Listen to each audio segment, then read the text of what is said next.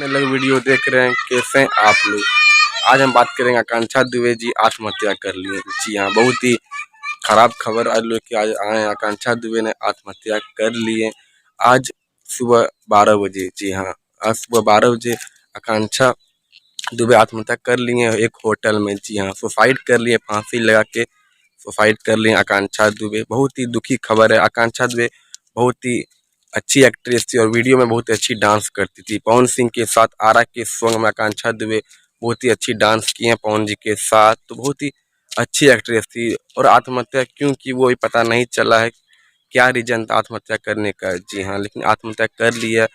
Please आप लोग pray कीजिए गॉड से जो उनकी आत्मा को शांति मिले। आकांक्षा दुबे जी वो आज मतलब आज ही एक सॉन्ग आकांक्षा दुबे जी का। जी हाँ, आज एक सॉन्ग आया और 12 बजे ही आत्महत्या कर ली। जी हाँ, आकांक्षा राज आज आत्महत्या कर ली। तो प्लीज़ आप लोग गॉड को प्रे कीजिए आकांक्षा दुबे की आत्मा को लेकर। तो ये वीडियो कैसे लगा कमेंट कर जरूर बताइएगा और प्लीज़ मेरे चैनल को सब्सक्राइब कर लीजिए। तो मिलते हैं अगले वीडियो पर, तब तक थैंक यू।